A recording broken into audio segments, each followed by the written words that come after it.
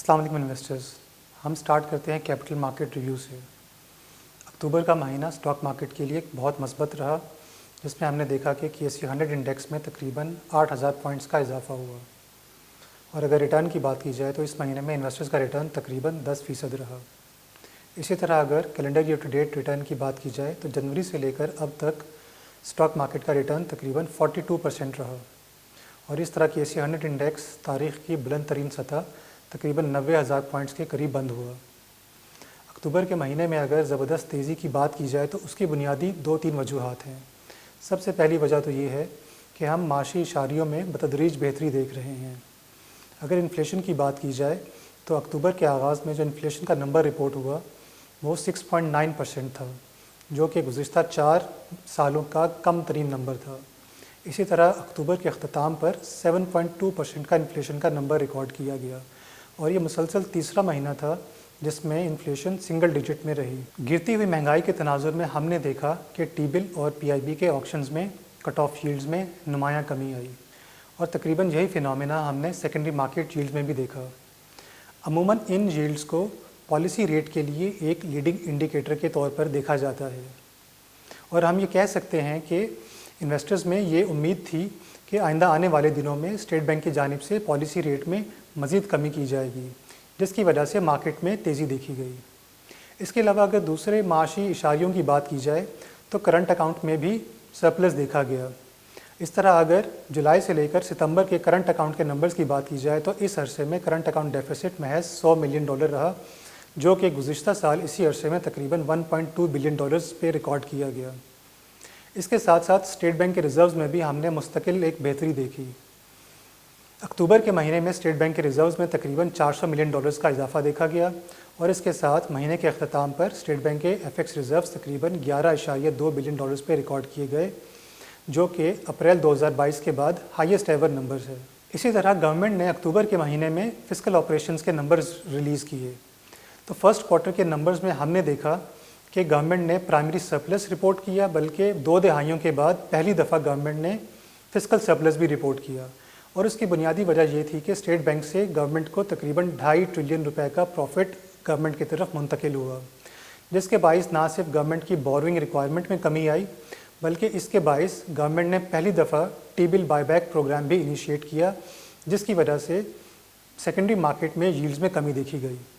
معاشی اشاریوں میں بہتری کے علاوہ مارکیٹ بڑھنے کی ایک وجہ یہ بھی تھی کہ مارکیٹ میں لیکوڈیٹی کا فلو اکتوبر کے مہینے میں بہت بہتر رہا.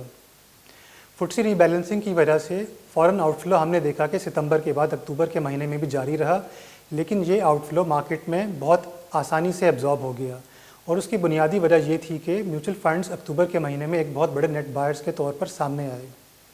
میوچل فنڈز کی جانب سے اکتوبر کے مہینے میں تقریباً $70 ملین کی بائنگ کی گئی، جو کہ ایک غیر معمولی نمبر تھا، اور گزشتہ کئی سالوں کا یہ مہینے کا سب سے بڑا نمبر تھا. اور اس کی بنیادی وجہ بھی وہی ہے کہ ہم دیکھ رہے ہیں کہ فکس انکم ییلڈز میں جس طرح سے کمی آ رہی ہے، تو اب انویسٹرز کا رخ ایکوٹی اور ایکوٹی میوچل فنڈز کی جانب ہے بہتر ریٹرن کی تلاش میں. اور اس کے ساتھ ساتھ مارکیٹ بڑھنے کی ایک تیسری وجہ جو ہے وہ یہ تھی کہ اکتوبر کے مہینے میں بہت ساری کمپنیز نے اپنے ریزلٹس اناؤنس کیے. تو ہم نے دیکھا کہ oil and gas sector, fertilizer sector اور سیمنٹ سیکٹر کی کچھ کمپنیوں نے ایکسیپشنل ریزلٹس پوسٹ کیے، اور ڈویڈنڈس کی اناؤنسمنٹ بھی اچھی آئیں، جس کی وجہ سے ان سیکٹرز میں کافی تیزی کا رجحان دیکھا گیا، جس کی وجہ سے مارکیٹ بھی مستحکم رہی. انویسٹرز اب ہم بات کرتے ہیں منی مارکیٹ کی.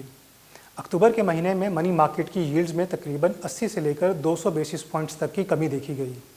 حالانکہ ستمبر میں اسٹیٹ بینک نے پالیسی ریٹ میں تقریباً 200 بیسس پوائنٹس کی کمی کی گئی، لیکن اس کے باوجود سیکنڈری مارکیٹ ییلڈز میں اکتوبر میں بھی کمی آتی رہی.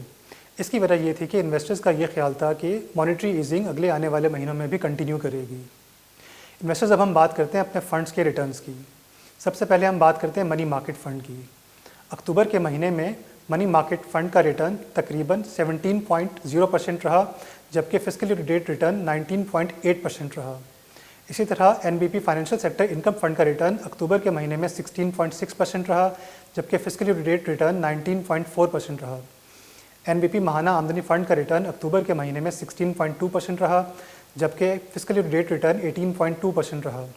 NBP اسلامک ماہانہ آمدنی فنڈ کا اینولائز ریٹرن 16.9% रहा, जबकि फिस्कल ईयर डेट रिटर्न 18.6% रहा। इन्वेस्टर्स, अब हम बात करते हैं अपने इक्विटी फंड्स की। MBP सरमाया इजाफा फ़ंड का रिटर्न अक्टूबर के महीने में 11.5% रहा, जबकि फिस्कल ईयर डेट रिटर्न 18.4% रहा।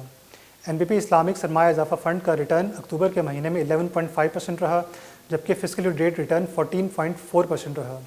MBP स्टॉक फंड का रिटर्न 14.4% रहा, जबकि फिस्कल ईयर डेट रिटर्न 20% रहा।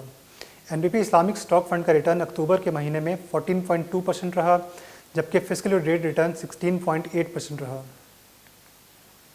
इन्वेस्टर्स, हम बात करते हैं अपने पेंशन फंड्स की। कन्वेंशनल पेंशन फंड में इक्विटी सब फंड का रिटर्न अक्टूबर के महीने में 15.2% रहा, जबकि फिस्कल ईयर डेट रिटर्न 23.1% रहा। इसी तरह अगर डेट सब फंड की बात की जाए तो डेट सब फंड का रिटर्न अक्टूबर के महीने में 17.8% रहा, जबकि फिस्कल ईयर डेट रिटर्न 22.3% रहा।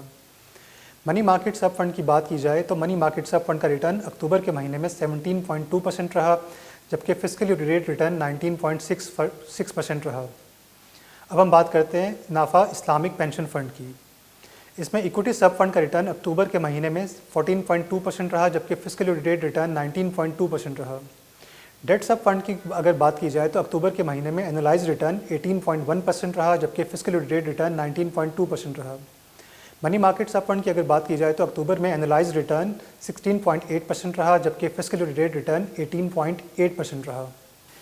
इन्वेस्टर्स, अगर आउटलुक की बात की जाए तो बिलाशुबह जुलाई 2023 से स्टॉक मार्केट का रिटर्न बहुत शानदार रहा है और KSE 100 इंडेक्स में तकरीबन 115% का इजाफा हम देख चुके हैं। लेकिन इसके बावजूद हमारा ख्याल ये है कि आइंदा आने वाले दिनों में इन्वेस्टर्स के लिए स्टॉक मार्केट अभी भी बहुत अच्छा रिटर्न मुहैया करेगी। हमारा ख्याल ये है कि स्टेट बैंक की जानिब से मॉनेटरी ईजिंग अगले महीनों में भी कंटिन्यू करेगी। हम समझते हैं कि इन्फ्लेशन में अगले महीनों में मज़ीद कमी होगी।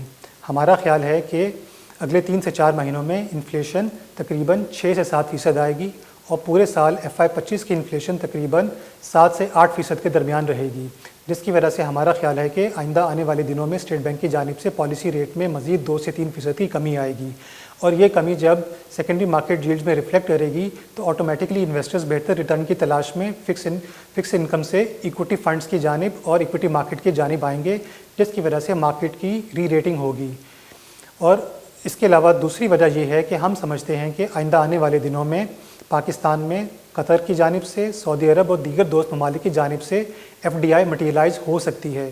गुज़िश्ता कई महीनों से पाकिस्तानी और दीगर दोस्त ममालिक के तजारती वफूद में बातचीत जारी है और अब हमें लगता है कि आइंदा आने वाले दिनों में इसमें कुछ टेंजिबल डेवलपमेंट हो सकती है और FDI मटीरियलाइज हो सकती है। इससे ना सिर्फ पाकिस्तान की माशी तरक्की में भी मदद मिलेगी बल्कि इसकी वजह से रिजर्व्स में भी इजाफा होगा और इन्वेस्टर्स का कॉन्फिडेंस भी स्ट्रेंथन होगा।